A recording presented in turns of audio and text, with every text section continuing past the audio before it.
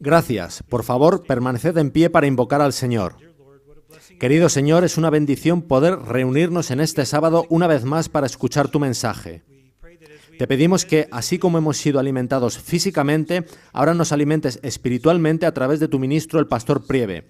Lo pedimos en el nombre de Jesús. Amén. Una vez más, damos la bienvenida al pastor Priebe. Gracias.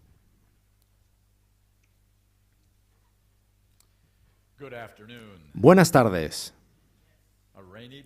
¿Cómo va este lluvioso día aquí en Menton? Marcadlo en vuestro calendario. Ahora daremos unos resúmenes de lo que veremos esta tarde. Por favor, coged uno por familia para que haya para todos.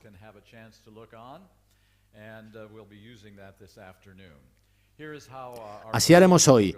Yo tendré dos charlas esta tarde, una ahora y otra a las 4:30. Después de cada una de ellas, tendremos un breve tiempo de preguntas para intentar aclarar lo que pueda ser necesario.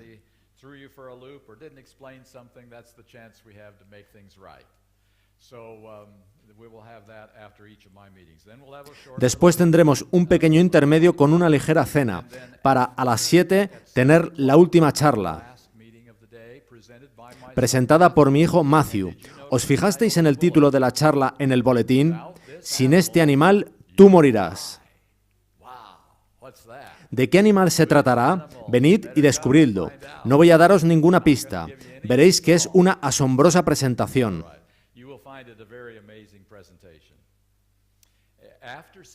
Tras la puesta de sol, que será a las 8, estarán disponibles nuestros materiales. Todo lo que he compartido con vosotros este fin de semana está disponible en DVD, CD o en formato impreso. Tras la puesta de sol, podéis mirar si algunos de mis materiales o de los de mi hijo pueden seros de interés. Además de eso, traigo materiales extra, pequeños folletos fáciles de leer, como los que suele editar Amazing Facts. Tengo varios y estaré encantado de compartirlos con vosotros, de modo que si queréis ese material de estudio extra, comentadme en cualquier momento de la tarde y gustosamente los compartiré con quien quiera. Y, por si no lo habéis hecho antes, os invito a visitar nuestra página web. Es fácil de encontrar. Todo lo que hay que hacer es deletrear bien mi nombre, www.denispriebe.com. En ella podréis encontrar documentos, un estudio bíblico sobre justicia por la fe, así como otros materiales de interés. Bien, con esto concluyo los anuncios y estamos listos para comenzar. Tenéis los resúmenes, así que vamos allá. Voy a presentar el tema de esta tarde con la siguiente frase: el asunto que trataré es el más importante de todos los que trato. No estoy diciendo que sea el asunto más importante del mundo. Digo que es el asunto más importante de los que yo hablo, considerando todas mis presentaciones, que son unas 90 hasta la fecha. Pero esta es la principal. He de deciros que aquellos que tengan una clara y correcta comprensión sobre este asunto, con mucha probabilidad, sobrevivirán a lo que viene muy pronto sobre este mundo. Con mucha probabilidad. Por supuesto, nadie tiene garantía. Pero voy a decirlo a la inversa. Los que no tengan una buena comprensión de este asunto perecerán con toda seguridad. No tendrán oportunidad. Aquellos que no tengan una correcta comprensión de nuestro asunto no sobrevivirán a los engaños de Satanás en las ultimísimas horas de la historia de esta tierra. Así de importante es el asunto. Así que veamos de qué se trata sin mayor dilación. Un reciente presidente de la Conferencia General hizo una pregunta. Él dijo: esta pregunta subyace en la raíz de la mayoría de tensiones denominacionales. Tenemos unas pocas, ¿verdad? ¿Qué vamos a hacer con Ellen White? ¿Qué vamos a hacer con Ellen White? La raíz, dijo él, de la mayoría de tensiones denominacionales es esa pregunta. Esta mañana os di estadísticas, os daré algunas más, no porque me guste hacerlo, sino porque no podemos mirar hacia otro lado y fingir que todo es perfecto. Esta fue del Adventist World, que es la edición mensual del Adventist Review.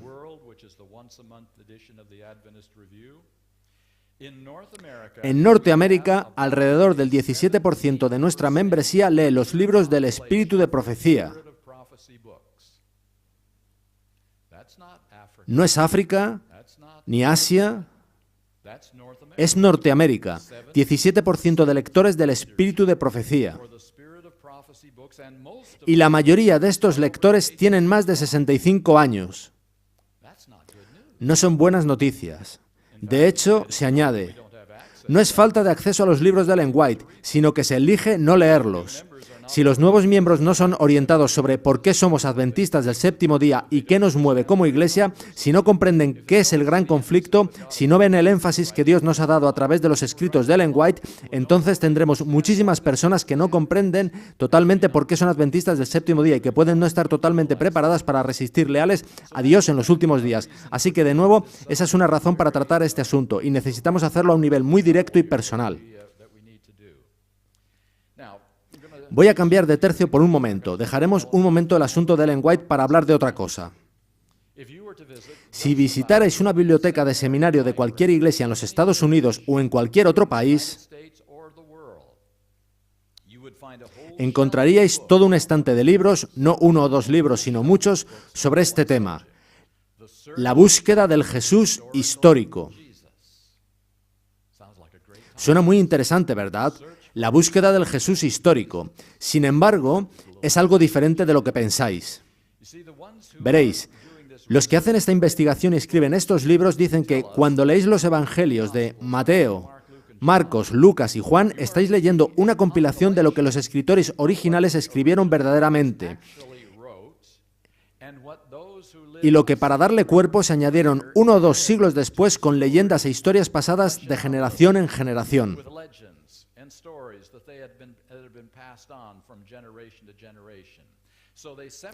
Así que ellos separan los evangelios en el Jesús histórico, el auténtico, y el Cristo de la fe, el de las leyendas.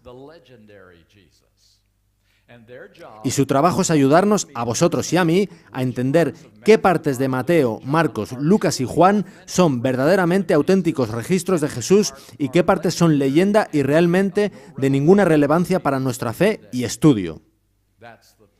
Ese es el propósito del estante de libros sobre la búsqueda del Jesús histórico. Estos investigadores se reúnen 2 veces al año manteniendo lo que denominan seminarios sobre Jesús, en los que comparten sus averiguaciones sobre cómo interpretar y cómo entender qué partes de los evangelios son auténticas. Una vez hicieron un experimento.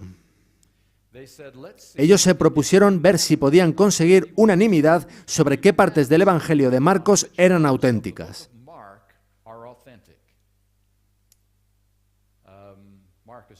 Marcos es el Evangelio más corto, con solo 16 capítulos, por lo que las posibilidades parecían buenas. Sin embargo, hubo unanimidad en una sola frase. Lo intentaron con el Evangelio de Juan y no hubo unanimidad en ninguna.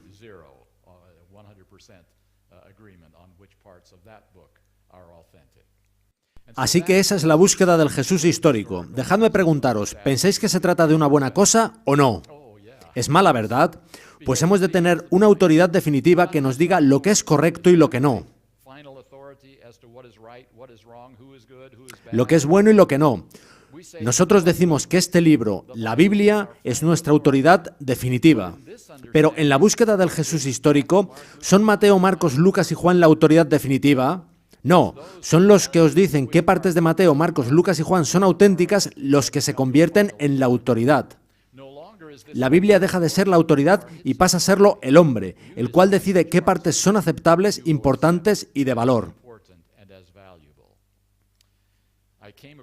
Leí en cierta ocasión una fascinante carta enviada a la revista Ministry. Si la entendéis, es que sois más listos que yo.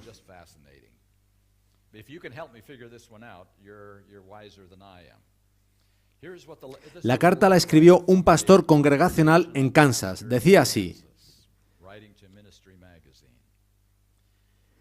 Dios se sitúa más allá de nuestro entendimiento y nos llama a confiar en que su Espíritu nos guíe más allá de donde podemos ver claramente. El que yo acepte a Daniel como producto de la inspiración en el siglo VII o bien como inspiración espiritual en el siglo II no importa realmente.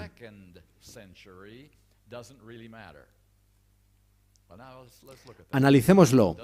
¿Importa si Daniel escribe en el siglo VII a.C. o si alguien llamado Daniel o tomando el nombre de Daniel escribe en el siglo II a.C.? ¿Hay diferencia? Sí, ¿verdad? El libro de Daniel trata de profecía, naciones, Babilonia, Medo-Persia, Grecia y Roma. ¿Habían llegado a la existencia estas naciones en el siglo II a.C., que eran tiempos de Roma? En esos momentos, ¿se trataría de profecía o de historia? Sería historia, no profecía. Pero según la carta, eso no importa. Sigue diciendo, el que yo acepte el libro de Esther como historia, leyenda o fábula popular no importa realmente. ¿Sucedió realmente? ¿Qué más da? Concluye así, y atención porque es la parte más fuerte. La Biblia es la única autoridad para la fe y la práctica, no porque esté basada en los hechos y ni siquiera porque sea verdad, sino porque Dios nos ha hablado a través de ella y aún lo hace por su Espíritu. ¿Podéis descifrarme eso? Que la Biblia es la única autoridad, incluso aunque desconocemos si es verdad o no, porque Dios ha hablado y eso es todo lo que necesitamos saber. No sabemos lo que ha dicho, pero ha hablado. Eso es parte de lo que ha fallado en esa comprensión sobre cómo considerar la Biblia, y la expresión clave es como autoridad, porque si preguntáis a cualquiera de esos eruditos si creen en la Biblia, todos os dirán que sí, tajantemente sí. Ellos han entregado sus vidas al estudio de la Biblia. Todos creen en la Biblia, pero creen en las partes de la Biblia que ellos han seleccionado. Así que la clave no es si se cree, sino la autoridad que eso tiene en la vida de uno. Bien, con eso en mente, avancemos. Cuando evaluáis a un profeta, no podéis hacerlo como me evaluáis a mí o a otro pastor o a un profesor.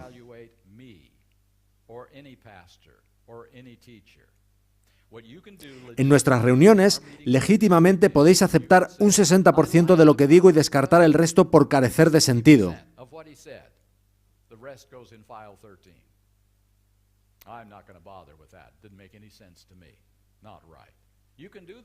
Podéis hacerlo, pues yo no tengo autoridad. No tengo ninguna autoridad sobre vuestra conciencia y sobre vuestra vida eterna. Vosotros y yo estamos a un mismo nivel en lo que a nuestra relación con Dios se refiere. Yo no recibí una visión anoche. Todo lo que yo puedo compartir con vosotros este fin de semana es lo que yo he encontrado en la Biblia. Y vosotros debéis decidir si hay algo bueno en ello. Ahora, ¿podéis hacer eso con un profeta? 60% bueno, 40% malo. Un profeta no interpreta la palabra de Dios, eso lo hago yo. Yo interpreto la palabra de Dios, vosotros la interpretáis. Un profeta da la palabra de Dios. No es tarea del profeta entender todo lo que él dice. ¿Entendió Daniel todo lo que dijo? Claramente no. ¿Pensáis que Juan entendió todo sobre esas bestias y esos cuernos que él menciona en el Apocalipsis? De modo que la tarea de un profeta no es comprender o interpretar. La tarea de un profeta es dar la palabra de Dios. Y no se puede evaluarla en un esquema de 60-40 como hacen esos estudiosos con los evangelios, haciéndose ellos autoridad para dejar de serlo la palabra. Así que esa es la clave. Un profeta no puede ser evaluado como quien predica o interpreta la palabra de Dios. Con esto en mente, vamos a pasar al resumen que se os ha dado. Todas las citas en vuestros resúmenes son de Ellen White. Tenéis ahí las referencias, por lo que yo no las repetiré.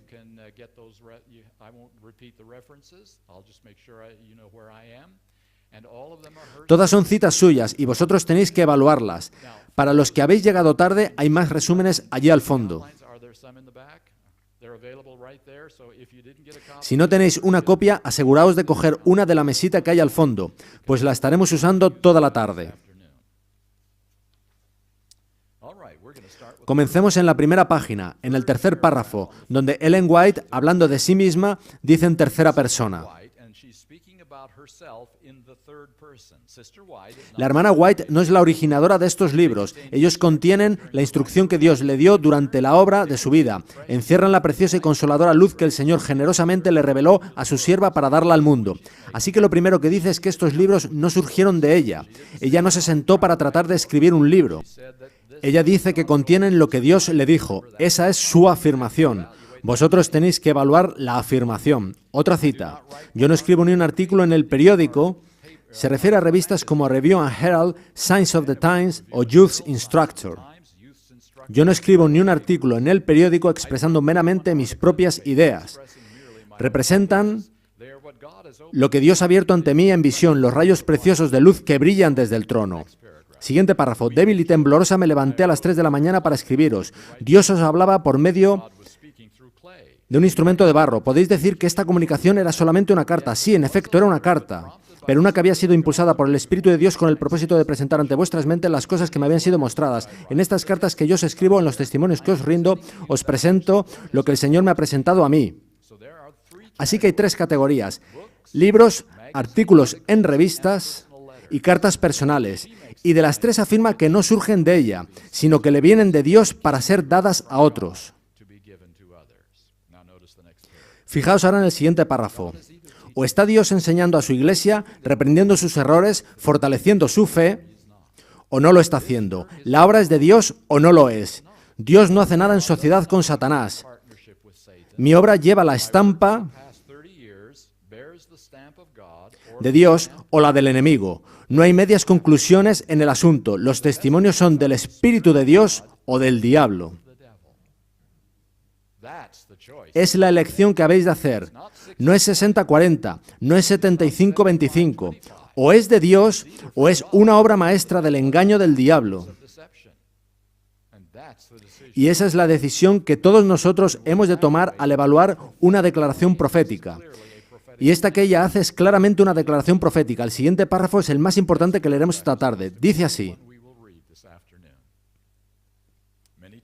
Muchas veces en mi experiencia he sido llamada a hacer frente a la actitud de cierta clase de personas que reconocieron que los testimonios eran de Dios, pero que tomaban la posición de que este asunto y aquel tema correspondían a la opinión y al juicio de la hermana White. Esto se acomoda a los que no quieren el reproche y la corrección, y cuando sus ideas son contradichas tienen ocasión de explicar la diferencia entre lo humano y lo divino.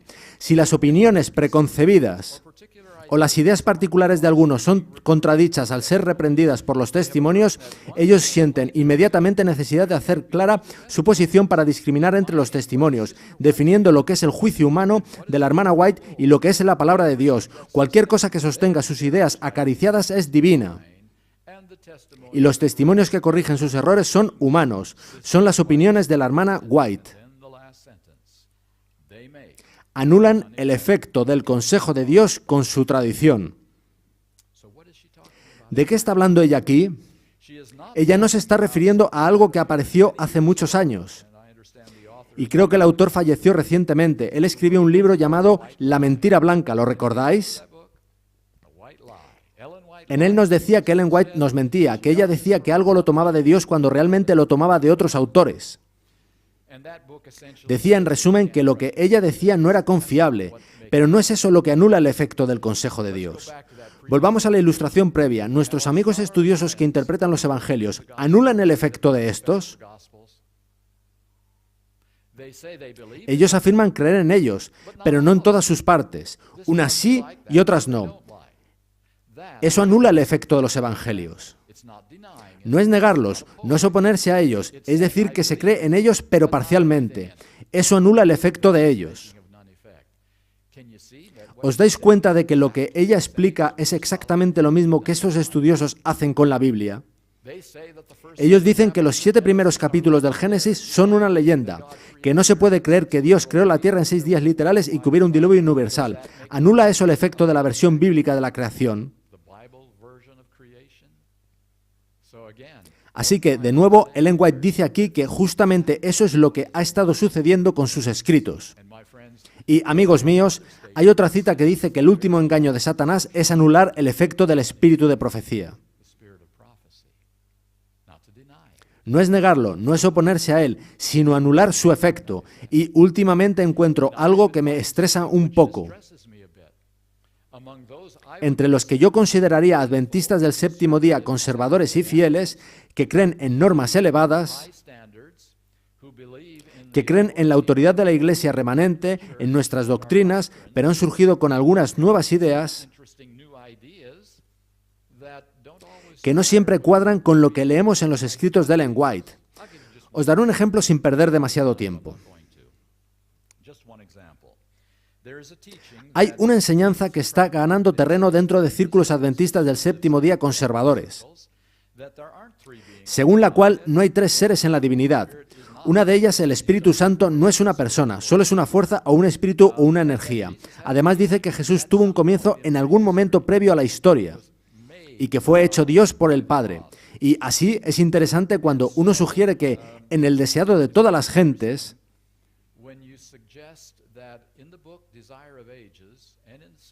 y en otros escritos, Ellen White se refiere a la vida de Jesús como original, no tomada o no derivada.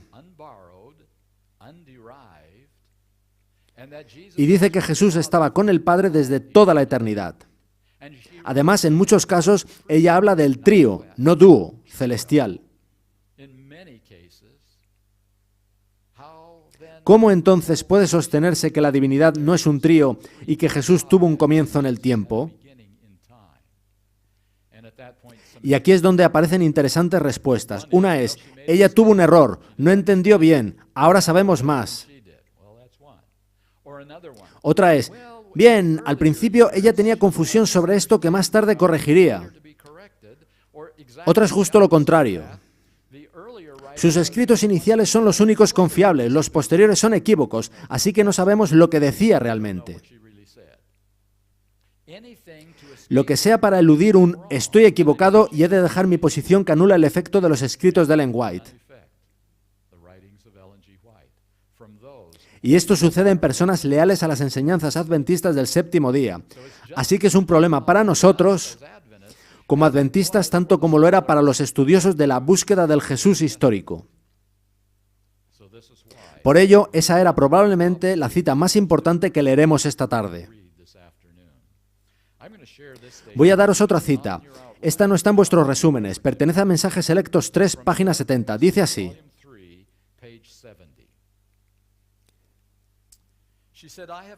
Tengo mi obra que hacer para enfrentar los errores de los que se creen capaces de decir qué cosa es un testimonio de Dios y qué cosa es una producción humana. Escuchad ahora. Si los que han hecho esta obra continúan en su conducta,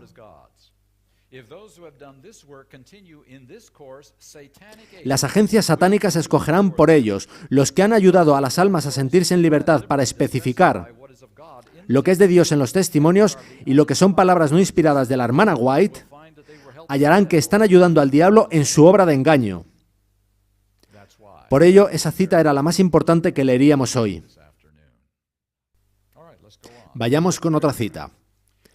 No quitéis por vuestras críticas toda la fuerza, toda la agudeza y poder de los testimonios. No sintáis que podéis diseccionarlos para que se adapten a vuestras propias ideas, aseverando que Dios os ha dado capacidad para discernir lo que es luz del cielo y lo que es expresión de simple sabiduría humana.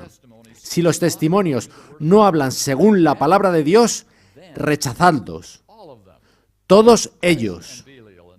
No puede haber unión entre Cristo y Belial. Hemos de decidir, amigos. No podemos elegir selectivamente en sus escritos más de lo que podemos hacerlo en la Biblia. O son de Dios o son de Satanás, y no podemos clasificarlos usando principios científicos.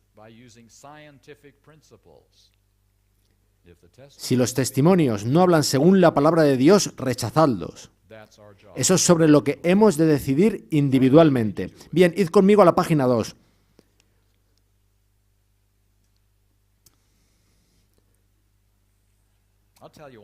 Os diré algo muy directamente. Estoy muy contento de no haber sido llamado a ser profeta. No podéis ni imaginar. porque vamos a ver las dos cosas más difíciles que ha de hacer un profeta, y ninguna de ellas querría para mí. Veamos el segundo párrafo. Yo no tengo luz sobre el tema en cuanto a quiénes constituirán los 144.000.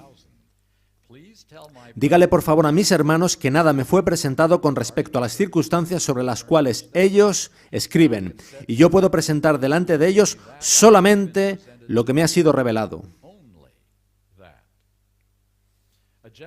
Cuando ella estaba retirada aquí en California, un caballero del Medio Oeste, creo que de Iowa, vino a ella queriendo saber cuál era el deseo del Señor para su vida, qué debería hacer el resto de su vida, dónde debería trabajar para el Señor. Escuchad el consejo de ella.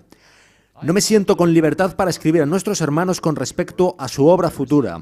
No he recibido instrucción relativa al lugar donde usted debe establecerse. Si el Señor me da instrucción definida concerniente a usted, se la entregaré, pero no puedo arrogarme responsabilidades que el Señor no me ha pedido que asuma. ¿No fue muy cortante? Este hombre hace un largo viaje hasta California y ella le envía de vuelta con eso.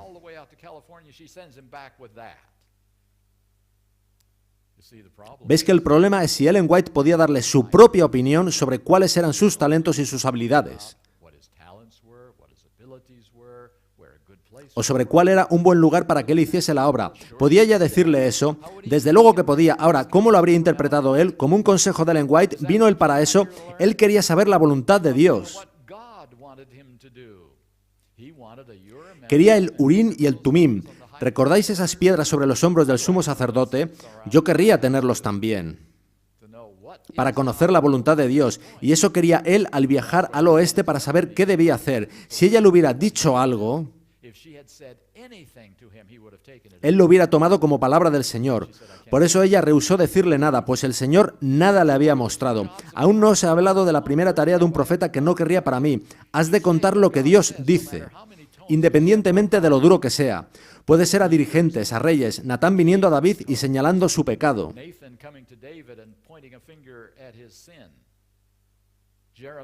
Jeremías diciendo a toda la nación de Israel que se rinda a Babilonia, pues esa era la voluntad de Dios para ellos. Se le acusó de alta traición y fue arrojado a un hoyo. Esa es la primera tarea de un profeta que yo no quiero. La segunda es mantener la boca cerrada si no se ha recibido mensaje de Dios. No están permitidas las opiniones, lo cual incluye consejos a individuos y a la Iglesia, a todo consejo de Dios. Ellen White podía hablar del tiempo y las cosas como hablamos nosotros. No me refiero a eso, sino a consejos que sean mensaje de Dios. Sobre eso ella no podía opinar, porque si insertara sus propias opiniones, tendríamos que averiguar cuál es cuál, y estaríamos como en la búsqueda del Jesús histórico. Realmente la tarea de los profetas es especial y complicada. Yo soy afortunado. Puedo daros mi opinión noche y día.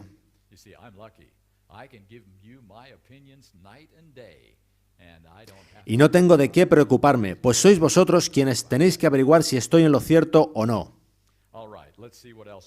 Vayamos ahora a la sección 2.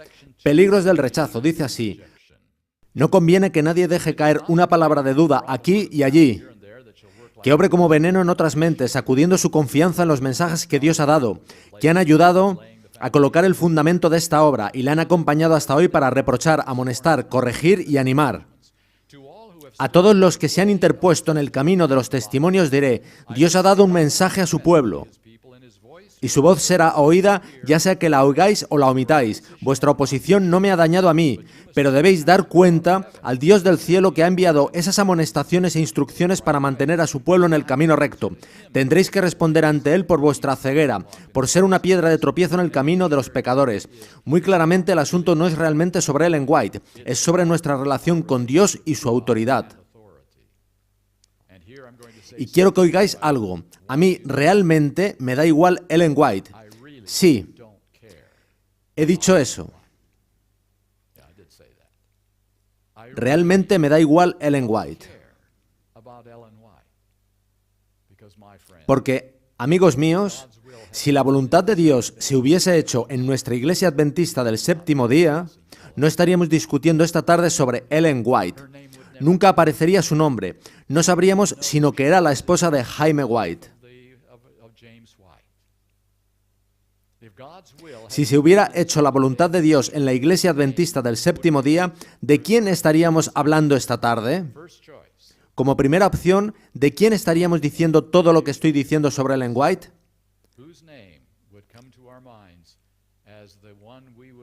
No es Miller.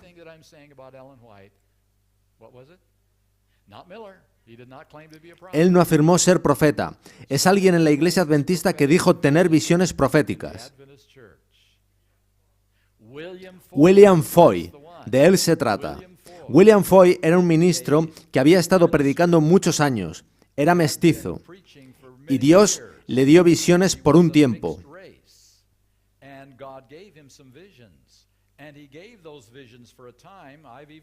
Incluso vi algunas de ellas en formato escrito, pero por alguna razón, y nadie está completamente seguro de cuál es, dejó de contar las visiones y volvió a ejercer como pastor, y no sabemos mucho sobre él, así que Dios lo intentó de nuevo.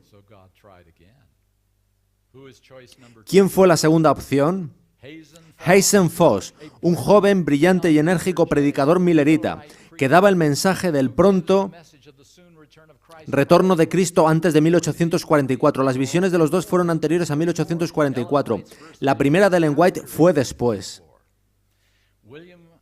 Hazen Foss tuvo una visión de 3 plataformas de verdad que precederían a la segunda venida de Jesucristo.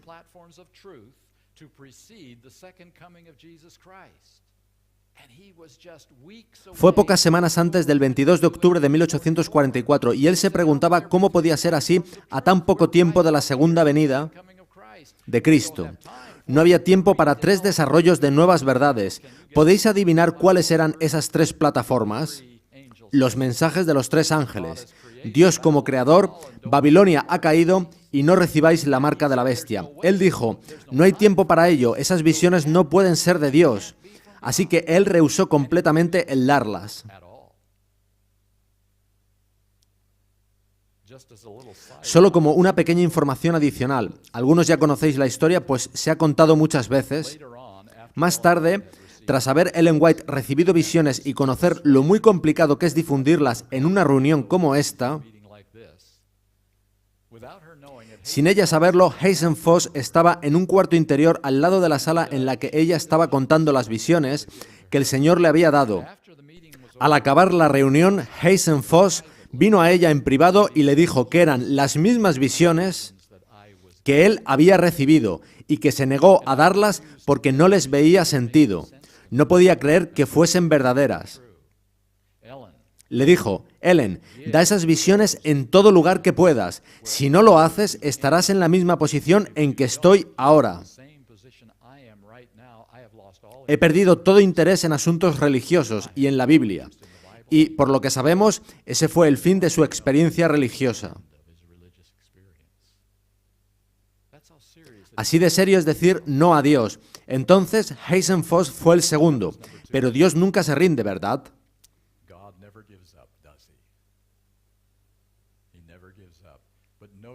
Pero fijaos en a quién se dirige en el tercer intento. No un brillante predicador, no un pastor de iglesia. En primer lugar,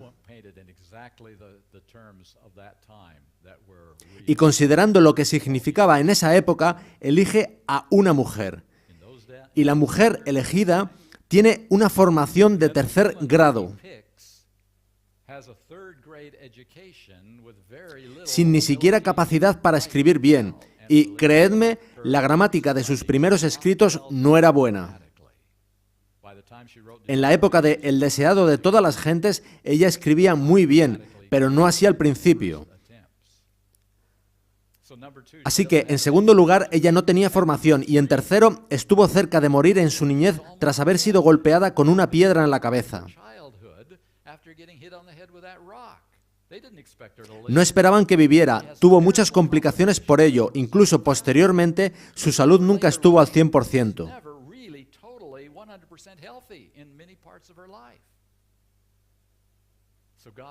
Así que podría decirse que Dios escoge como tercera opción al más débil de los débiles y dice, si los brillantes no lo hacen, Intentaré con quien esté dispuesto a hacerlo. ¿Podría haberse negado Ellen White? Por supuesto que sí. Si se hubiese negado, Dios no habría abandonado ahí, pues se trataba de algo demasiado importante, de un movimiento remanente profético. Ellos necesitaban ayuda. Como vamos a ver en un momento, Dios habría buscado a algún otro, de quien nosotros ni siquiera sabemos. Ese sería el tema de esta tarde. Por eso dije que me da igual Ellen White. A mí me importa el hecho de que Dios habla, y me alegra que ella permite que Él hable. Estoy agradecido a Ellen White. Pero eso es todo. Lo que quiero es saber qué dice Dios, pues yo voy a ser juzgado por lo que dice Dios. Independientemente de que lo diga a través de Mateo, Marcos, Lucas o Juan o del deseado de todas las gentes, es lo que Dios dice. La segunda cita más importante de hoy está en Mensajes Selectos 1, página 40.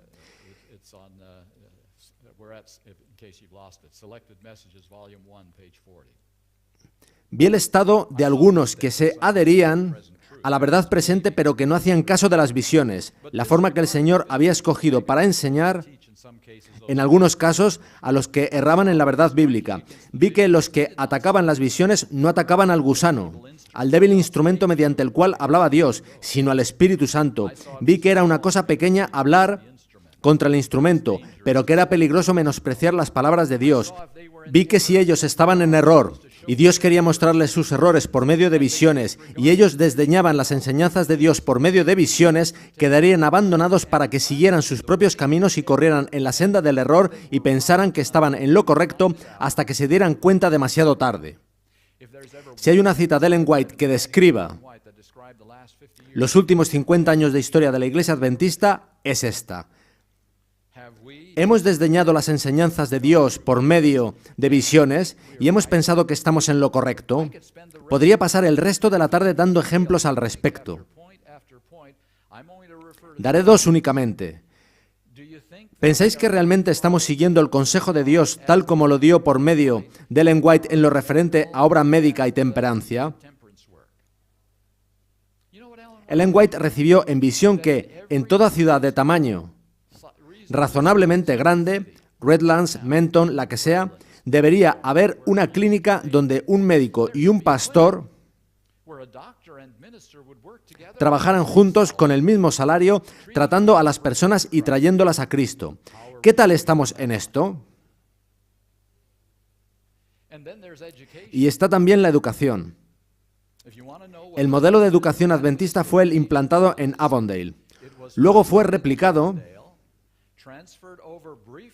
brevemente en el Emmanuel Missionary College, en Michigan. Dado que el proyecto se aparcó de algún modo en ambos sitios, se implantó finalmente en el Madison Institute, en Tennessee. Si queréis conocer cómo debería haber funcionado la educación adventista desde entonces, aquel era el modelo. Ni siquiera existe hoy en día. Ha desaparecido. No pudo sobrevivir en el sistema que hemos desarrollado y nos preguntamos por qué nuestros jóvenes pierden la fe en Dios. El programa de estudio y trabajo desaparecido. Agricultura irrelevante.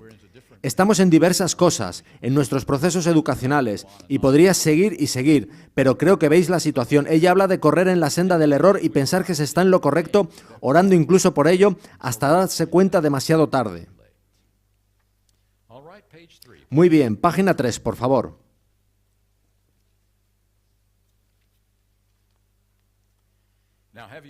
¿Habéis notado que a veces es fácil malinterpretar a los profetas? Lo que dicen puede ser torcido muy fácilmente para significar algo diferente. ¿Ha sido Pablo malinterpretado con respecto a la ley y la gracia por todo el mundo cristiano? Si Pablo estuviese vivo hoy en día, creo que diría, quizá debería haber redactado de otra manera, no lo han entendido. Los profetas no tienen una inspiración especial sobre cómo escribir. Ellos reciben el mensaje y hacen lo mejor que pueden para ponerlo en palabras comprensibles, y a veces pueden ser malinterpretados. Vamos a ver una cita de Ellen White, que no está en el resumen, pero que conocéis. Probablemente es la cita más malinterpretada que ella hizo nunca. Dice así: poco caso se hace de la Biblia, y el Señor ha dado una luz menor para guiar a los hombres y mujeres a la luz mayor. Esta ya la habíais oído. ¿Cómo interpretáis la palabra menor? ¿No tan importante? ¿Menos válida? ¿Quizá menos inspirada? ¿No tan útil? La palabra menor tiene connotaciones, y ella dijo ser una luz menor porque no hacemos caso a la Biblia.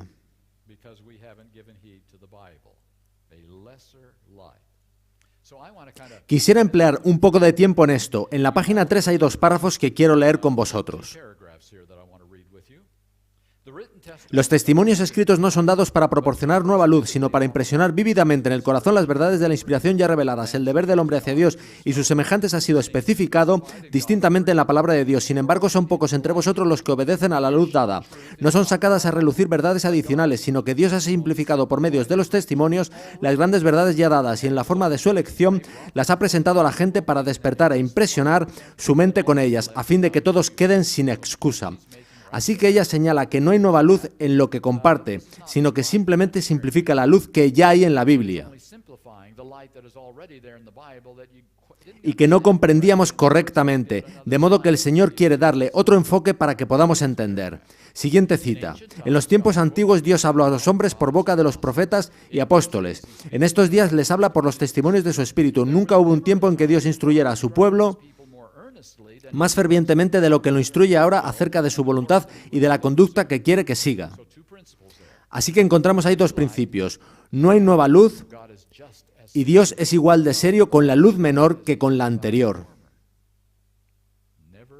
Nunca hubo un tiempo en que fuera más ferviente sobre esto. Así que veamos qué quería decir ella al hablar de luz menor.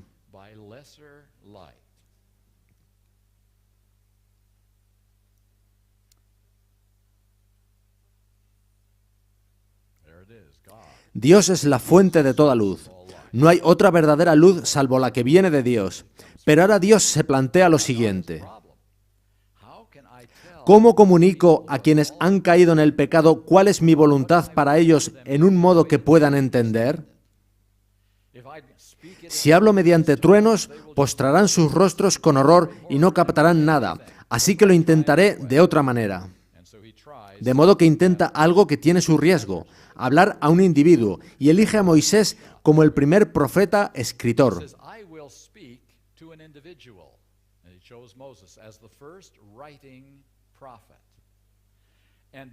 Y ese profeta tendría que decir a la gente en su propio lenguaje lo que Dios le había transmitido. Ahí es donde puede haber complicaciones, pues no son las palabras de Dios sino las de Moisés. Sin embargo, son conceptos de Dios. Pensamientos de Dios, ideas de Dios en lenguaje humano. Así que Moisés da el mensaje que Dios le ha hecho llegar. ¿Sabéis? La voluntad de Dios dejó de hacerse muchísimas veces, de modo que tuvo que recurrir al plan B, al C y a más. Si se hubiese hecho la voluntad de Dios, nuestra Biblia habría sido muy delgada, de solo 5 libros, los escritos de Moisés. La Torá, esos mensajes especiales de Dios a Moisés para conducir a Israel a la tierra prometida, para ayudarles a ser una luz para todo el mundo, para establecerlos como la capital del mundo para la comprensión de la verdad y, así, dar la bienvenida al Mesías cuando viniera. Todo estaba ahí, en los escritos de Moisés. No hacía falta nada más. ¿Por qué entonces decidió Dios hablar de nuevo? Porque no siguieron a Moisés, le malinterpretaron. Así que Dios lo intentó de nuevo, esta vez por medio de Isaías, Jeremías y Ezequiel. Ellos representan ahora todos los escritos del Antiguo Testamento, y ellos ahora tienen 2 tareas, no solo una. La primera es la misma que con Moisés, decirnos lo que Dios les ha comunicado. Pero ahora ellos tienen una tarea más, pues ya había habido un mensajero previo de Dios. Y este había sido inspirado. Era la Escritura, la autoridad. De hecho, si hubieseis pedido a un israelita en tiempos de Isaías que os mostrara sus escrituras, él os habría traído los escritos de Moisés. Isaías no era escritura para ellos, Moisés sí. Moisés era la autoridad. Él era por quien había de probarse si Isaías era un verdadero profeta. Y todos los profetas habían de ser probados por Moisés, por la Escritura, por la autoridad. Así que hago una simple pregunta. Cuando habla Isaías, ¿quién es la luz mayor y quién es la luz menor? Moisés es la luz mayor e Isaías es probado por ella. Y solo si pasa la prueba tiene él alguna credibilidad entre el pueblo de Dios. Él es probado por la luz mayor. Bien, conocéis la historia. Aquello no funcionó, así que Dios tuvo que intentarlo de nuevo, esta vez en el Nuevo Testamento a través de los escritos de Pablo y demás escritores del Nuevo Testamento. Y se repite la situación. Ellos dan el mensaje que Dios les ha hecho llegar, pero ellos son ahora probados no solo por los escritos de Moisés, pues los otros escritores han entrado en juego y todos los profetas son ya autoridad, pasaron su prueba. Así que la Escritura no es ya solo la Torá, los escritos de Moisés, sino que lo son la ley, los profetas y los salmos. Esa es la autoridad, es su Biblia, lo que llamamos Antiguo Testamento. Y Pablo es probado por las Escrituras, por el Antiguo Testamento. ¿No se lo dijo a los bereanos, que eran mejores que los de Tesalónica porque comprobaban si lo que él decía era correcto? Así que Pablo es probado por el Antiguo Testamento, por una luz mayor. Pablo, una luz menor, es probado por la inspiración previa.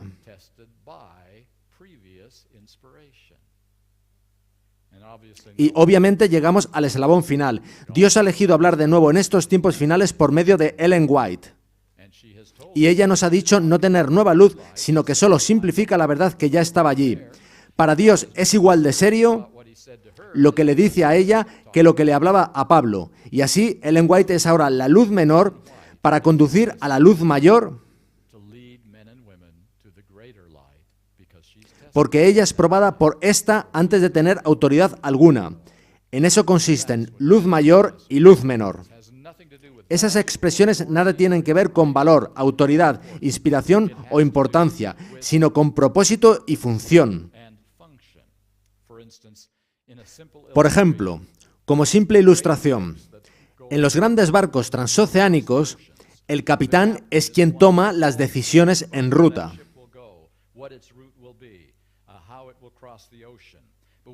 Pero cuando ese barco entra en el puerto de Nueva York o de San Francisco, entra a bordo el piloto que conoce el puerto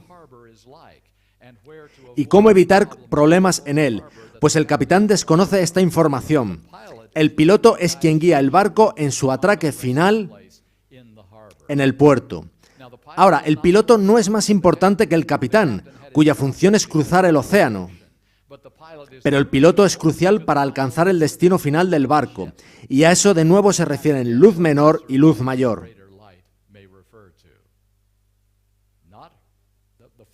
La función de la Biblia es para todos los hombres de todas las épocas. La de los escritos de Ellen White es para la generación que precederá a la segunda venida de Jesucristo, para introducirnos en el puerto. Luz menor y luz mayor están muy mal entendidos hoy en día en el adventismo del séptimo día. Bien, pasemos a la sección 4, la última de este resumen.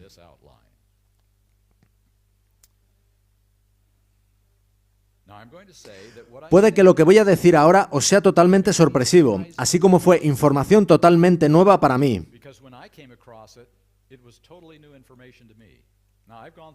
Yo he pasado por toda la formación adventista, desde segundo grado hasta academia, universidad y postgrado.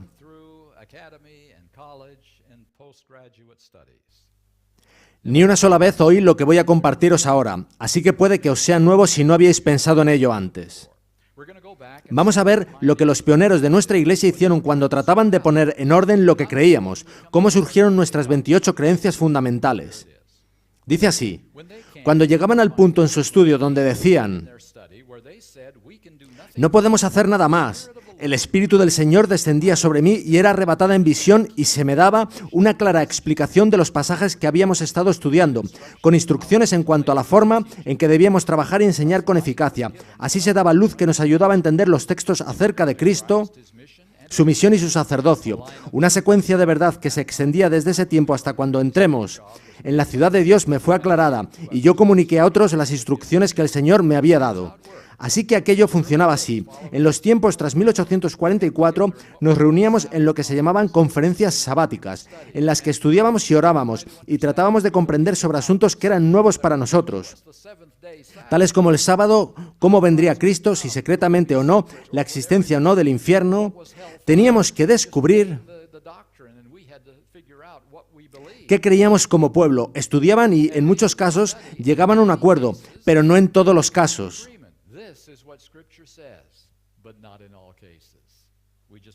Antes leíamos uno de esos casos en que decían, no podemos hacer nada más, estamos atascados, no podemos avanzar. Y fijaos en lo que venía después. Ahora, hay algo más que no está en los resúmenes y que habéis de comprender. Os daré las referencias después. Dice ella, durante todo ese tiempo, esas reuniones para intentar concretar doctrinas, no podía entender el razonamiento de los hermanos. Mi mente estaba cerrada, por así decirlo, y no podía comprender el significado de los textos que estábamos estudiando. Esta fue una de las mayores tristezas de mi vida. Entended lo que pasaba. Cuando ellos estudiaban la Biblia y discutían entre ellos, ella no podía seguir la lógica de ellos. No conseguía entender las evidencias. Sigue diciendo, quedaba en esta condición mental hasta que se aclaraban en nuestras mentes todos los principales puntos de nuestra fe, en armonía con la palabra de Dios. Los hermanos sabían que, cuando yo no estaba en visión, no podía entender esos asuntos. Durante 2 o 3 años, mi mente continuó cerrada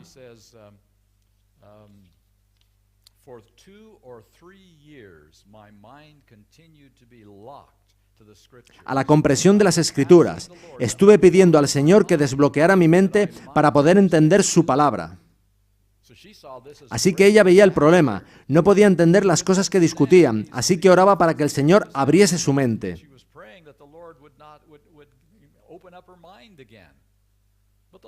Pero el Señor sabía lo que hacía, pues ella dice que ellos aceptaban las revelaciones dadas como luz directa del cielo.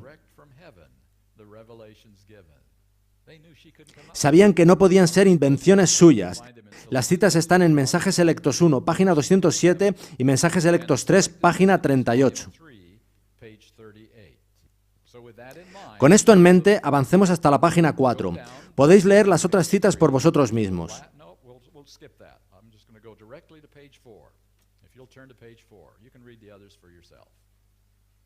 Dice así. Nuestra primera conferencia fue en Volney, en el granero del hermano Arnold. Había presentes unas 35 personas, todas las que se pudieron reunir en esa parte del estado. A duras penas había 2 que estuvieran de acuerdo. Cada cual defendía con ardor sus posturas, declarando que eran acordes con la Biblia. El hermano Arnold sostenía que los 1000 años de Apocalipsis 20 fueron en el pasado y que los 144.000 fueron los que resucitaron con Cristo. Y como teníamos ante nosotros el emblema de nuestro Señor sacrificado y estábamos a punto de conmemorar sus sufrimientos, el hermano Arnold se levantó y dijo que no tenía fe en lo que estábamos a punto de hacer, que aquello era una continuación de la Pascua, que debía observarse una vez al año. Estas extrañas diferencias de opinión fueron un gran peso para mí, especialmente al decir el hermano Arnold que el milenio era pasado. Yo sabía que estaba equivocado y un gran dolor presionaba mi alma. La luz del cielo descansó sobre mí. Pronto me ausenté de las cosas terrenales. El ángel que me acompañaba presentó ante mí algunos de los errores de los presentes, así como la verdad en contraste con ellos. También que estas posturas discordantes que aseguraban concordaban con la Biblia solo lo hacían con sus opiniones sobre la Biblia y que debían abandonar sus errores y unirse alrededor del mensaje del tercer ángel. Intentad por un momento poneros en el lugar del hermano Arnold. Él asegura haber estudiado la Biblia y saber lo que dice.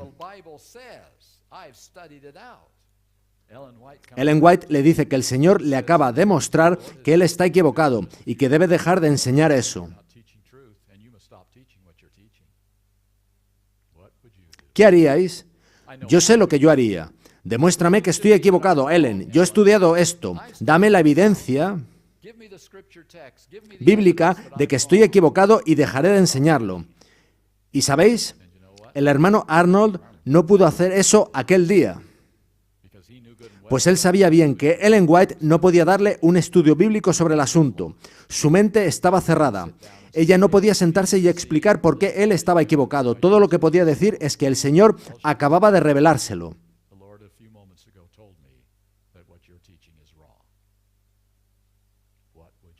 ¿Qué haríais vosotros? ¿No creéis que era una decisión difícil para el hermano Arnold? Y para otros, porque recordad que a duras penas había dos que estuvieran de acuerdo.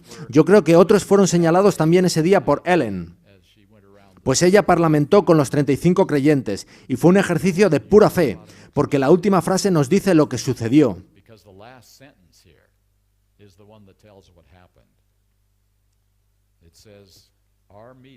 Nuestra reunión concluyó victoriosamente, la verdad ganó la batalla. Aparentemente, los 35 se unieron, no por sus propias habilidades, sino por su fe en la mensajera que había recibido un mensaje directo de Dios para ellos. Y por pura fe, no basada en toda la evidencia que nos gustaría tener, sino en la evidencia pasada de que Ellen White había sido usada por Dios y se había probado su don de profecía, ellos aceptaron lo que ella decía. Pura fe. ¿Necesitamos hoy un poco de ese tipo de fe, amigos? Tristemente carecemos de ese tipo de fe hoy en día. Siguiente cita. En aquel tiempo se nos presentaba un error tras otro. Ministros y doctores traían nuevas doctrinas. Solíamos escudriñar las Escrituras con mucha oración y el Espíritu Santo revelaba la verdad a nuestra mente. A veces dedicábamos noches enteras a escudriñar las Escrituras y a solicitar fervorosamente la dirección de Dios. Se reunían con este propósito grupos de hombres y mujeres piadosos, y aquí viene la frase que tambalea la tierra. El poder de Dios bajaba sobre mí, y yo recibía capacidad para definir claramente lo que era verdad y lo que era error. Al ser así delineados los puntos de nuestra fe, nuestros pies se asentaron sobre un fundamento sólido. Aceptamos la verdad punto por punto, bajo la demostración del Espíritu Santo. Yo solía quedar arrobada en visión y me eran dadas explicaciones. Me fueron dadas ilustraciones de las cosas celestiales y del santuario, de manera que fuimos colocados donde la luz resplandecía sobre nosotros con rayos claros y distintos. Durante toda mi educación se me enseñó que todas nuestras doctrinas fueron el resultado del estudio de la Biblia,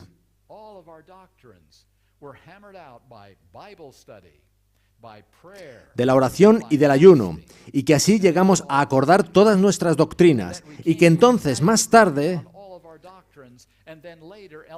Ellen White recibía una visión para confirmar que lo que habíamos concluido era verdad. Fijaos en lo que acabamos de leer. La frase al final del primer párrafo. Yo recibía capacidad para definir claramente lo que era verdad y lo que era error. ¿Existe diferencia entre las palabras definir y confirmar? Al saltar de un edificio de 3 plantas, defines o confirmas la ley de la gravedad. Existía ya mucho antes y tú la hallaste, la confirmaste. Cuando Einstein apareció con su teoría de la relatividad, de la que nadie había oído antes, estaba él confirmando algo o definiendo algo.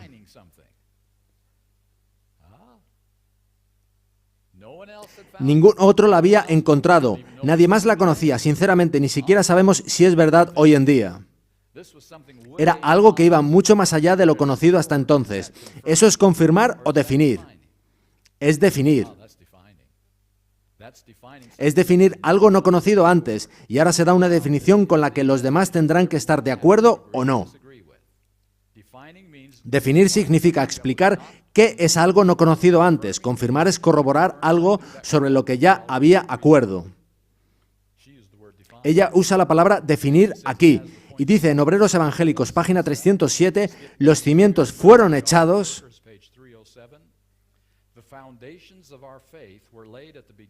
Al principio de nuestra obra, por oración y estudio de la palabra de Dios, lo que hacían los pioneros, y por revelación, lo que recibía Ellen White. Esos son los fundamentos de nuestra fe, las doctrinas que creemos. Así que lo que estoy compartiendo con vosotros esta tarde es que hemos recibido nuestras doctrinas, las doctrinas que juntos sostenemos como adventistas del séptimo día, no solo del estudio de la Biblia. Ojalá hubiese podido ser así, pero no lo fue.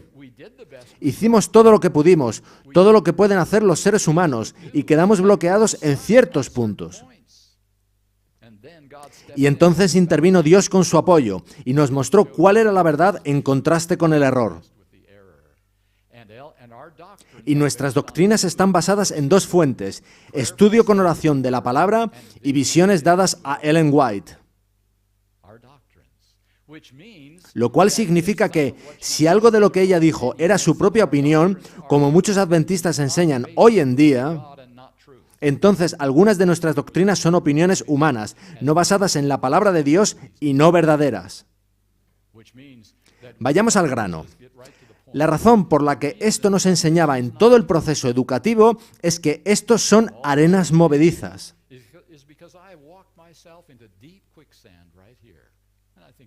Y creo que sabéis a qué me refiero. Si algunas de nuestras doctrinas no proceden únicamente del estudio de la Biblia, sino también de visiones de Ellen White, entonces, ¿en qué somos diferentes de los mormones o de cualquier otra iglesia que tiene un profeta dando mensajes a la iglesia? Si es así, somos una secta. ¿Veis por qué no queremos contar eso?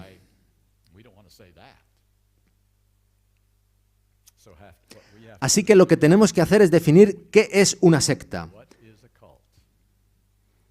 Hace 6 o 7 años hablé en Los Ángeles, no muy lejos de aquí,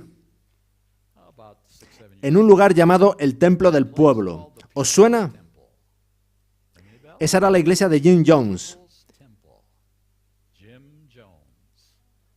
De ella salió un grupo de gente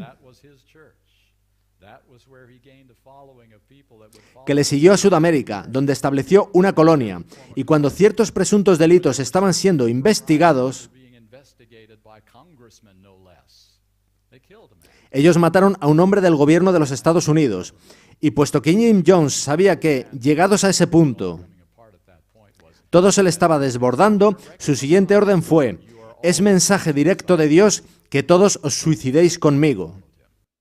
Y ellos le siguieron. Desde luego no era la palabra de Dios, pues Dios dice: no matarás, y eso incluye matarse a sí mismo. Ellos siguieron al hombre en vez de a la palabra de Dios. Eso es una secta, seguir las enseñanzas de un hombre aun cuando se antepone y contradice la palabra de Dios. Ahora, cuando Jeremías decía al pueblo de Israel que se rindiera a Babilonia,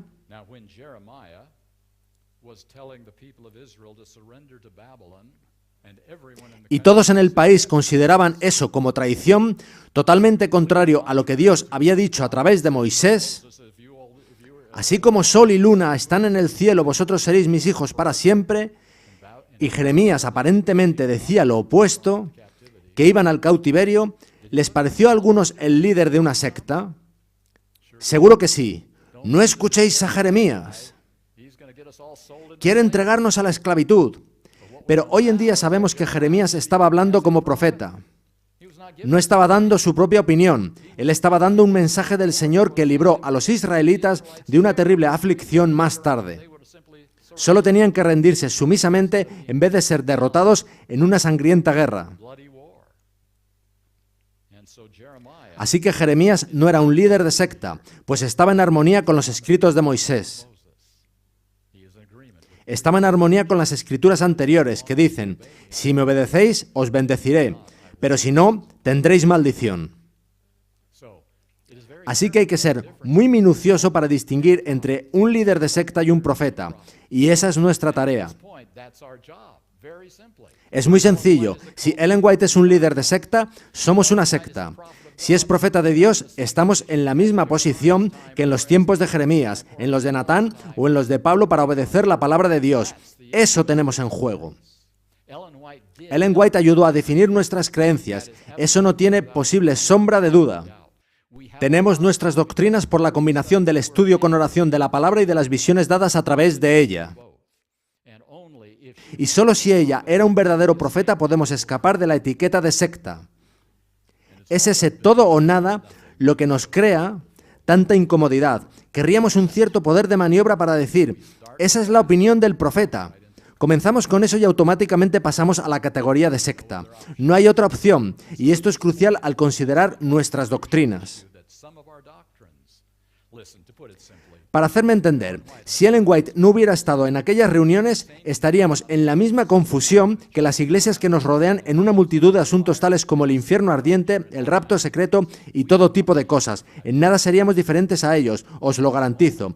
Es solo por la intervención profética de Dios que tenemos un cuerpo sistemático de verdad que puede ser soportado por las Escrituras. Solo por eso. Ahora, habiendo dicho eso, no necesitáis a Ellen White para probar ninguna de nuestras verdades, pues ella nos señala a la Biblia para encontrar esas verdades, de modo que ahora podáis probar cada verdad del adventismo solo con la Biblia. Simplemente estábamos algo densos y no podíamos hallarlas, así que Dios dijo, tendré que ayudarles. Hallé algo que podríais encontrar interesante. La pasada noche leí algo del pastor M.L. Andreasen. Él era muy propenso a dar su opinión. Las consecuencias no le preocupaban mucho. Un artículo de los años 50 en la revista Ministry decía esto: ninguna verdad doctrinal ni interpretación profética vino jamás a través del espíritu de profecía, ni en un solo caso.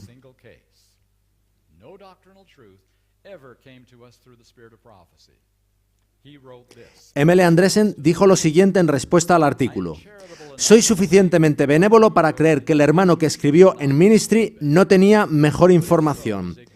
Pero si ese es el caso, su ignorancia es profunda. Más bien, lo que es verdad es que muchas de nuestras doctrinas, incluyendo las de la misión y sacerdocio de Cristo, nos vinieron como luz directa del cielo a través de las visiones. Así que os digo, ¿podría ser esto una nueva comprensión?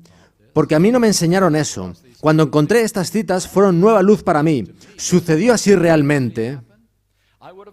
Me habría encantado decir, todas nuestras doctrinas vinieron únicamente a través del estudio de la Biblia. Pero nuestros pioneros hicieron todo lo que pudieron y oraron, y Dios respondió sus oraciones de una forma que quizá no es agradable para nosotros, tan sofisticados como somos hoy en día.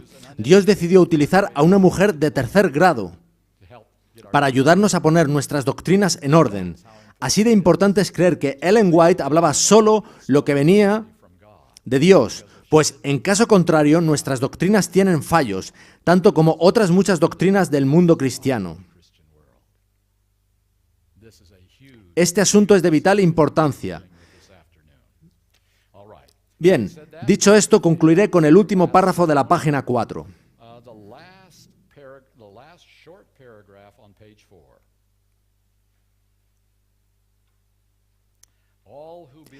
Todos los que creen que el Señor ha hablado por medio de la hermana White y le ha dado un mensaje, estarán seguros de los muchos engaños que vendrán en estos días finales. ¿Es eso importante? ¿Recordáis lo que decíamos al principio? Y eso también lo podemos enunciar a la inversa, ¿verdad?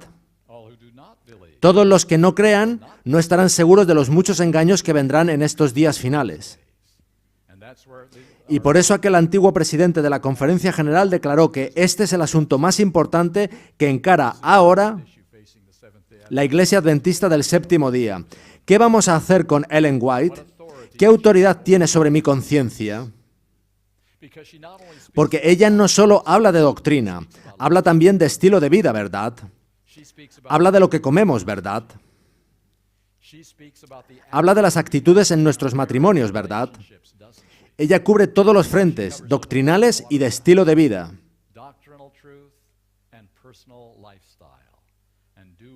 Y nos encanta decir, pero esa es solo su opinión, no he de seguir ese consejo.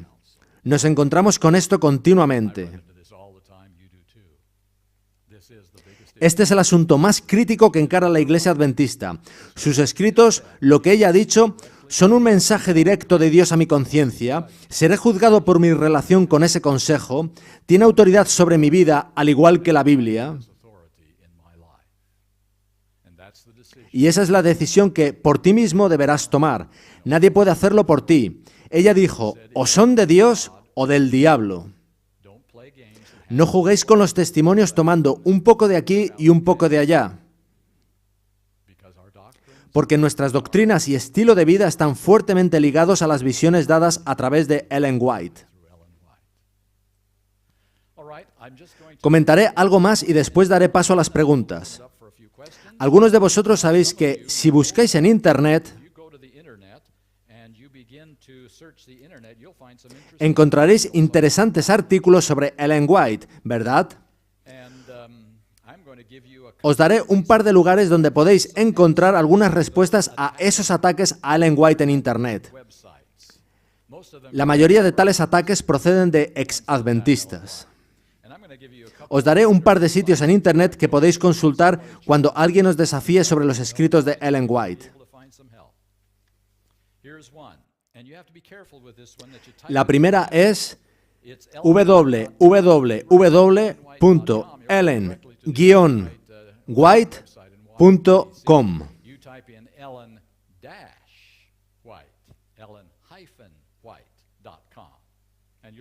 Encontraréis una página de Internet muy interesante hecha por un amigo mío en Tennessee que ha ido al detalle en tratar de combatir algunas de esas críticas en Internet.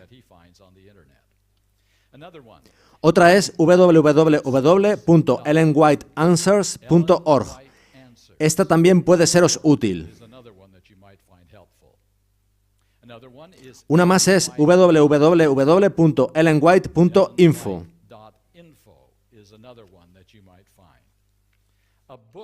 Un libro que puede seros valioso es 101 preguntas sobre Ellen White.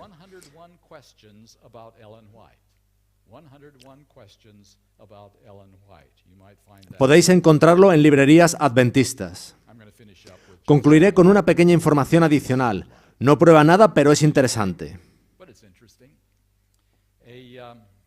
Un aspirante a doctor en Alemania escribió esto en su tesis.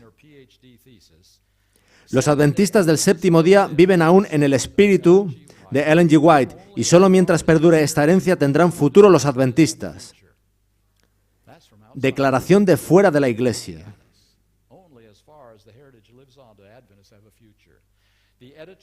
Kenneth Woodward, antiguo editor de la revista Newsweek, escribió esto.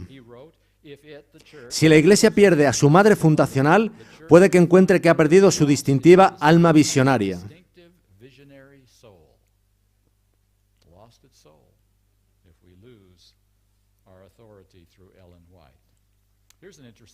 Esta es una cita interesante de Ellen White. El Señor continúa obrando sobre mí con su Espíritu Santo para que consigne por escrito los más importantes libros que hayan sido presentados jamás a las iglesias y al mundo.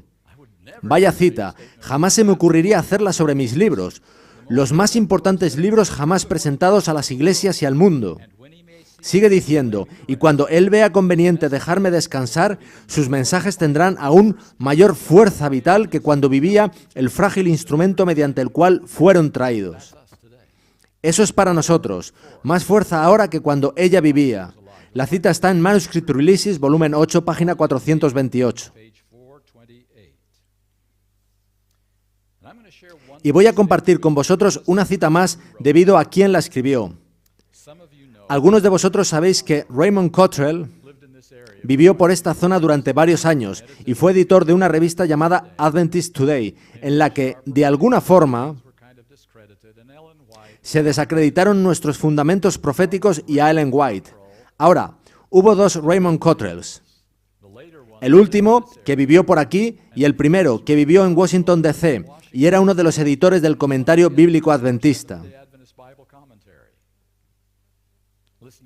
Escuchad lo que escribió hace mucho tiempo, allá en 1956. No hay diferencia intrínseca entre la Biblia y los escritos de Ellen G. White en cuanto a grado de inspiración, infalibilidad, fiabilidad, autoridad o guía sobre las conciencias y vidas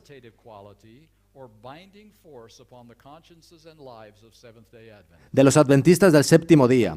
Esto lo dijo en 1956 y justo lo opuesto en sus últimos años. Una interesante dicotomía.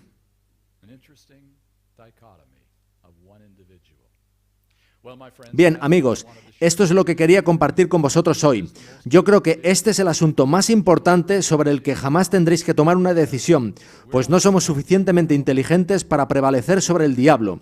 Él va a traer engaños realmente sutiles, y si no tenemos plena confianza en esta autoridad, este piloto para el fin del tiempo,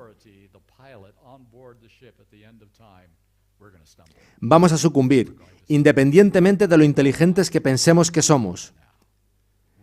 Necesitamos esa ayuda hoy en día, tanto como la necesitaron nuestros pioneros en los años 1840. Bien, abrimos el periodo para preguntas. Hay 2 micrófonos disponibles. Emplearemos no más de 15 o 20 minutos para preguntas. Gustoso recibiré vuestras preguntas o comentarios.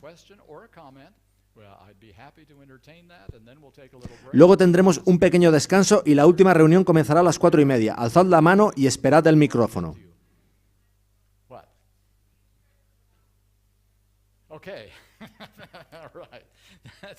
Bien, es mi esposa.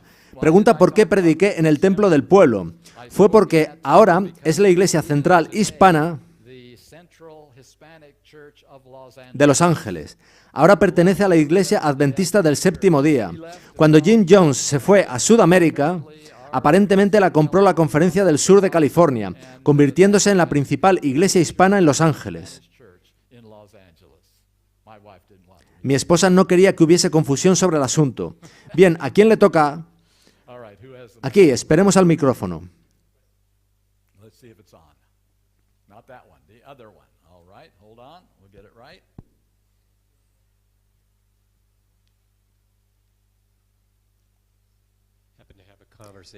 Hablando con un no adventista, él me recordó el texto de Apocalipsis. Si alguno añade a estas cosas, ¿cómo podemos responder a eso? Eso solo aparece en un sitio en las Escrituras, en Apocalipsis. Juan está realmente advirtiendo de no añadir ni quitar nada a las visiones dadas en el libro de Apocalipsis, pues Apocalipsis no es el último libro de la Biblia en escribirse.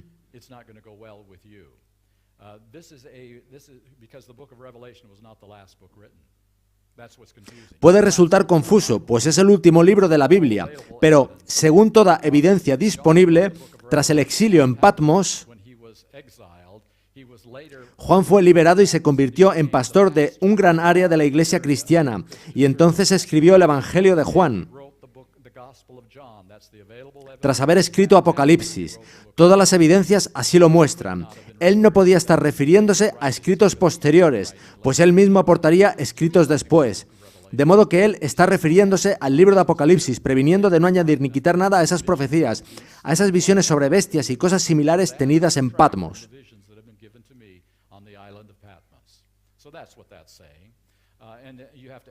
A eso hay que añadir que Pablo dice que habrá dones en la iglesia hasta que el pueblo de Dios esté en perfecta unidad. Y uno de esos dones es el don de profecía, además de otros. Así que el don de profecía no muere con la Biblia, como no murió con Moisés. Así que hay 2 argumentos para rebatir esa objeción. El Evangelio de Juan se escribió tras Apocalipsis y además habrá profecía hasta que el pueblo de Dios haya concluido su misión. Veo varias manos levantadas. Quienes llevan los micrófonos saben a quién le toca.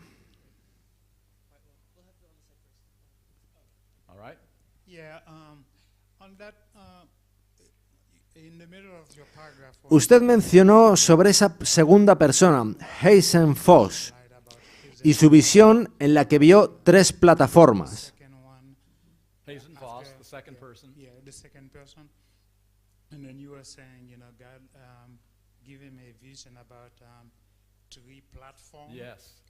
Usted dijo que esas 3 plataformas son los mensajes de los 3 ángeles. No sé si es su opinión o si eso está en la Biblia.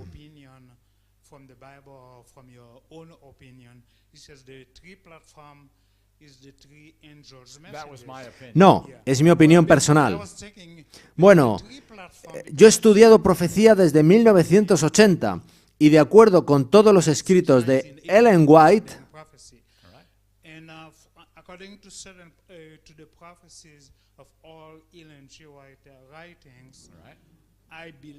yo creo que la primera plataforma es la hermana White y me baso en Testimonios para los Ministros, página 475, donde dice: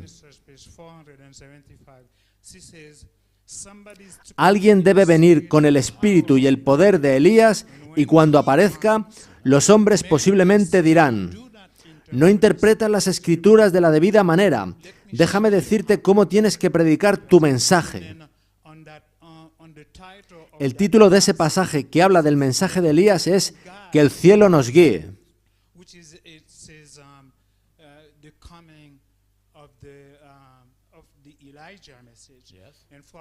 Y en todos los escritos de Ellen White no he encontrado ni una cita donde ella diga ser el mensaje de Elías.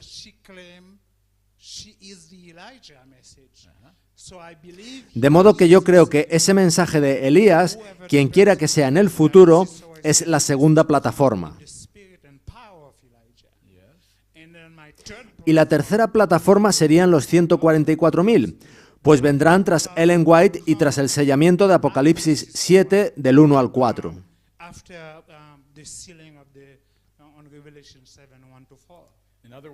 En otras palabras, usted espera que vendrá alguien que será ese mensaje de Elías. Así es, pues ella dice cuando aparezca, por lo que se está refiriendo a alguien en el futuro.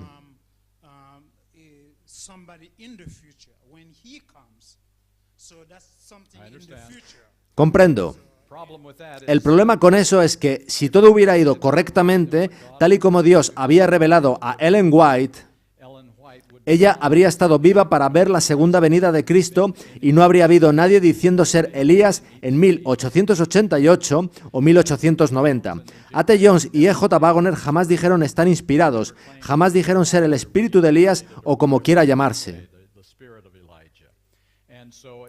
Así que era el plan de Dios utilizar a Ellen White como último profeta para traer a su pueblo a Canaán antes de 1900. Por tanto, no creo que estuviese hablando de traer otro individuo, incluso aunque esté ahí la palabra alguien.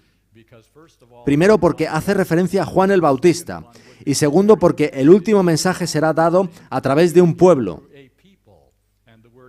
Y yo creo que la palabra alguien se refiere a un pueblo más que a un individuo. Bueno, yo solo he mencionado ese pasaje, pero hay otros. Incluso en el conflicto de los siglos, en la primera compilación,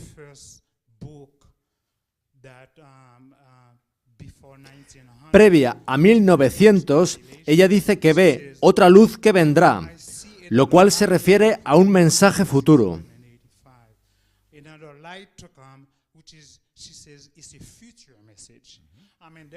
Hay varios pasajes donde ella menciona que hay otro mensaje por venir, el cual es Apocalipsis 18, el cual es luz adicional que supuestamente dará poder y fuerza a los mensajes de los tres ángeles. Yo voy a darle mi sugerencia, la cual solo es la mejor comprensión que yo tengo, pues yo no soy inspirado. Ellen White escribió las visiones del gran conflicto en detalle antes de 1890 incluso. Efectivamente, ella hablaba de una nueva luz que estaba por venir, la cual sería una voz con poder. Yo creo que ese mensaje del que ella hablaba estaba contenido en los escritos y presentaciones de Jones y Waggoner de aquella época, de los que Ellen White dijo que, de haberse seguido, el Señor habría venido en gloria en un breve espacio de tiempo, definitivamente antes del año 1900. Por tanto, cualquier conclusión sobre quién ha de venir o qué ha de suceder tendría que haberse cumplido durante la vida de ella, previamente a cualquier evento de estos 110 años de historia de la Iglesia Adventista del Séptimo Día o del futuro. Los 144.000 se habrían formado mientras ella vivía. El mensaje profético se habría predicado mientras ella vivía. Yo creo que son los escritos de Jones y Waggoner los que cumplen esa profecía. Esa es mi mejor interpretación. Usted ha de decidir qué es lo que cree. En referencia a la cuarta referencia, a la pequeña manada, en la página 3 de nuestras notas, me pareció alentador que la visión del santuario cuando aquellos dos hombres cruzaban el maizal no fue dada a Ellen White, sino que el mensaje del santuario llegó a O.R.L. Crozier. Así que hay visiones a otros, no solo a Ellen White. Así es. Gracias por mencionarlo. Y el punto clave aquí es que Ellen White es la voz profética de toda una vida. Es su misión. Su vida fue como la de Isaías o Jeremías, el llamado a dedicar una vida. Pero ella no fue la única en recibir visiones de Dios. Usted ha dado un ejemplo. Loughborough recibió varias visiones que eran directas de Dios. Otras personas en la iglesia hicieron sanaciones y manifestaron el resto de dones del Espíritu Santo. Yo creo con todo mi corazón que eso va a repetirse en el fin del tiempo. Lo dice la profecía de Joel. Por tanto, creo que cuando lo necesitemos, recibiremos más luz directa de Dios por medio de visiones. Quizá no a través de un profeta de toda una vida, sino para necesidades concretas como sucedió con Crozier y Hiram Edson en aquella ocasión.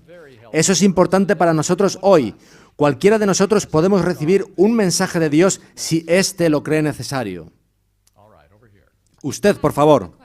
Mi pregunta es sobre los escritos de ella sobre estilo de vida, vestimenta u ocio en el contexto de su tiempo.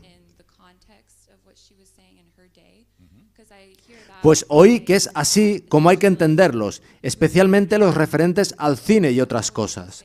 Por tanto, ¿cómo cree usted que debemos entender sus escritos en estos ejemplos? Solo recuerdo unas 3 cosas donde el consejo de Ellen White realmente no es aplicable hoy a justo lo mismo que entonces.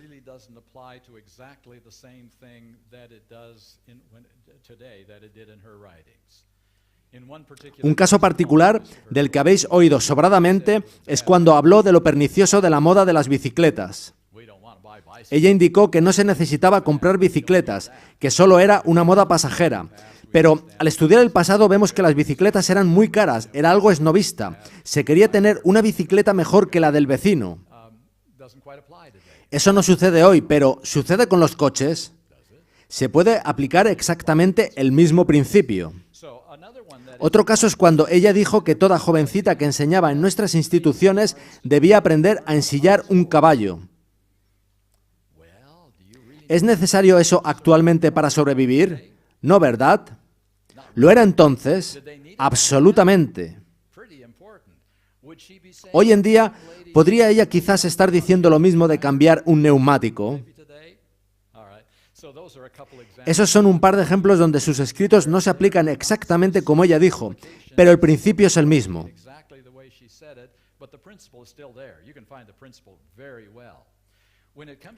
En lo que se refiere a los otros temas, el cine, por ejemplo, no existía por entonces en realidad.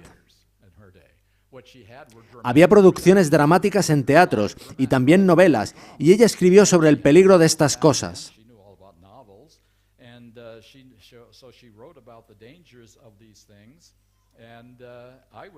Yo diría que no hay mucha diferencia entre entonces y ahora. La producción dramática en vivo de antes está hoy en película.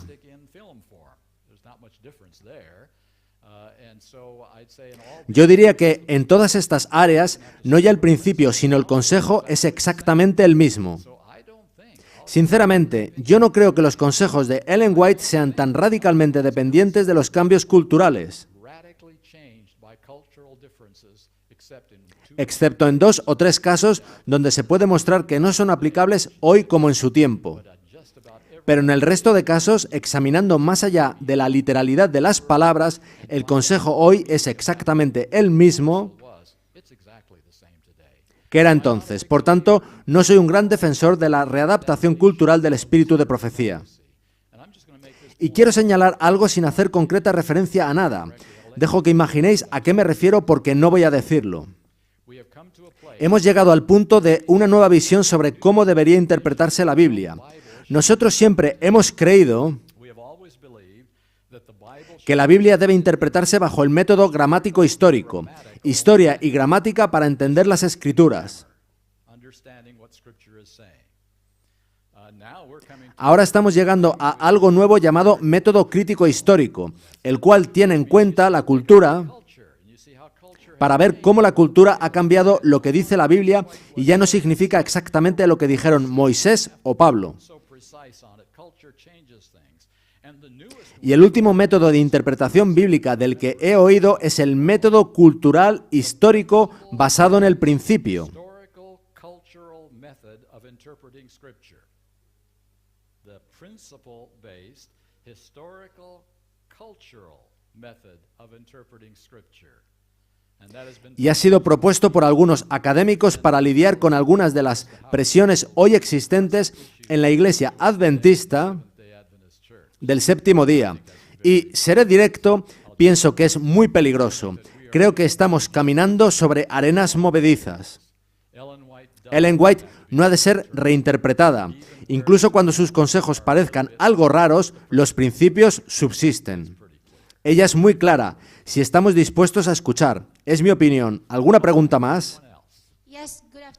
Sí, buenas tardes, pastor. Escuché lo que dijo usted esta mañana. Probablemente no vaya a gustarle mi pregunta.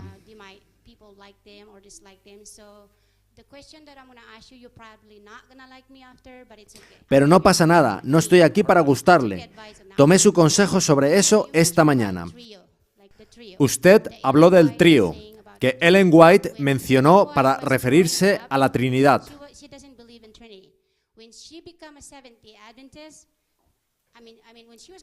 Cuando era joven, ella creía en la Trinidad, pero al principio de hacerse adventista del séptimo día, ella no creía en la Trinidad. Esa es la primera pregunta. La segunda es, ¿no era correcto lo que los pioneros creían sobre la deidad? ¿Estaban equivocados, pero la Iglesia hoy no lo está? Trataré de responder brevemente, pero sin entrar en una discusión. Sobre la primera pregunta, no hay evidencia de que Ellen White, al hacerse adventista del séptimo día, no creyera en una deidad de tres. Su marido no creía en una deidad de tres. Joseph Bates tampoco. Los pioneros adventistas del séptimo día tampoco. Pero en el caso de Ellen White no hay evidencia en sus escritos de que ella afirmara no creerlo.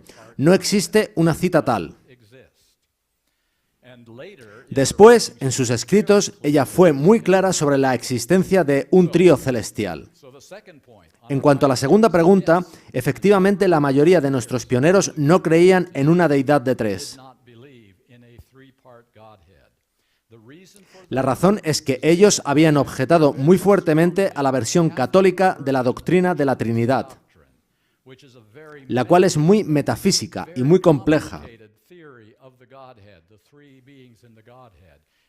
Y si la leyerais detenidamente, os desagradaría tanto hoy como les desagradó a ellos en 1850 y 1860. Así que ellos rechazaron esa doctrina de la Trinidad católica. Yo opto por no usar la palabra Trinidad. Lleva demasiado bagaje. Yo opto por el término usado en la Biblia, deidad, en la que creo que hay tres claros miembros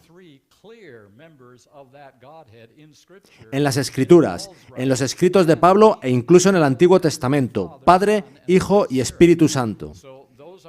Esas son las dos razones que yo daría. No hay evidencia de que Ellen White cambiara jamás su posición sobre el asunto y nuestros pioneros partían de un error por la situación de la que salían, para posteriormente cambiar de opinión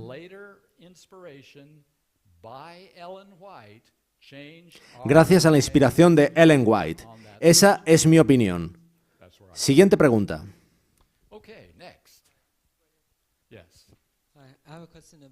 Yo tengo una pregunta acerca del gráfico que usted ha puesto en la pantalla sobre la Biblia y los escritos de Ellen White.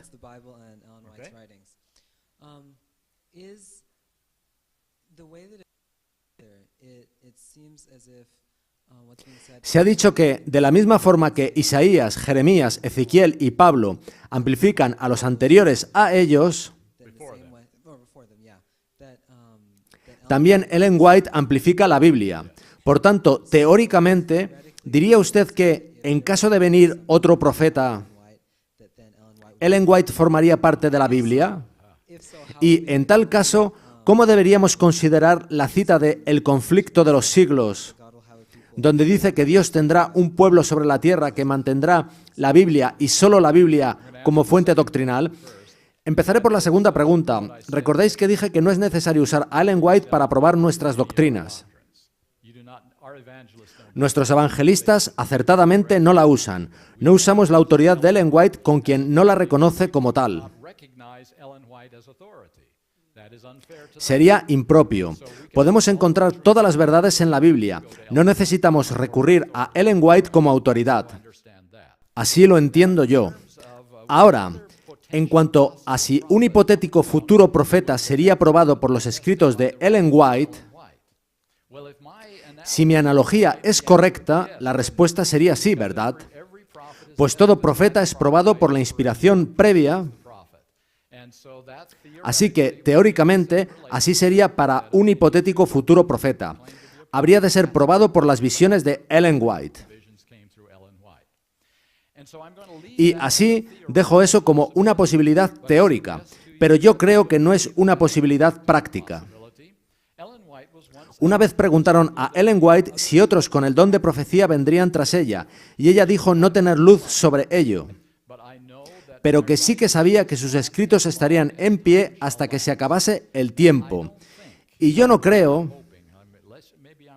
Bueno, especialmente yo espero que no haya otra generación, o dos o tres, para comprobar si lo que preguntas es posible. A mí me gustaría que esto terminase antes de que podamos preguntarnos si habrá otro profeta que dure una generación. No hablo de visiones aisladas, sino de un profeta continuado. Así que espero que la posibilidad teórica que sugieres nunca sea una realidad en la práctica. Muy bien, una pregunta más y después tendremos un descanso. Sí, pastor. ¿Cree usted que se hará un nuevo comentario bíblico? Y si es así, ¿qué piensa usted de eso? Sí, ya está hecho. El comentario bíblico es nuestra mejor comprensión sobre cómo interpretar las Escrituras. Cómo interpretar pasajes complicados. Y si os habéis fijado, cuando hay un pasaje muy complicado, se pasa de largo sin hacer ningún comentario, pues ellos están tan bloqueados ahí como nosotros. Ellos lo hacen lo mejor que pueden. Lo que se ha hecho es revisar el comentario bíblico. Ya existe la nueva edición, aunque no sé si ya está a la venta. Y si el tiempo se alargara, se haría una nueva revisión. Cualquier comentario está sujeto a revisión, y las revisiones pueden ser mejores o peores. Por eso yo siempre tomo cualquier producción humana con reservas.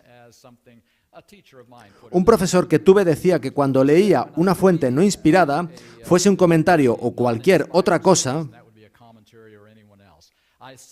se sentaba sin nada más alrededor que una mesa y un bolígrafo rojo. Así estudiaba una fuente no inspirada.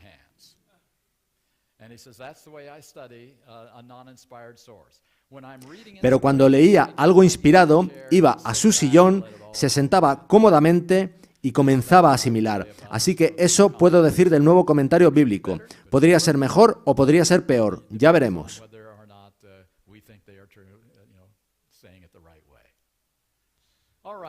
Muy bien, son las 4:15. Necesitáis un descanso. Lleváis mucho tiempo sentados. Quisiera que estiréis las piernas, bebáis agua y a las 4:30 mi última presentación, que no será tan larga como esta. Esta era la importante. La siguiente se titula La última pieza del rompecabezas. ¿Qué ha de hacerse para concluir la historia del planeta Tierra?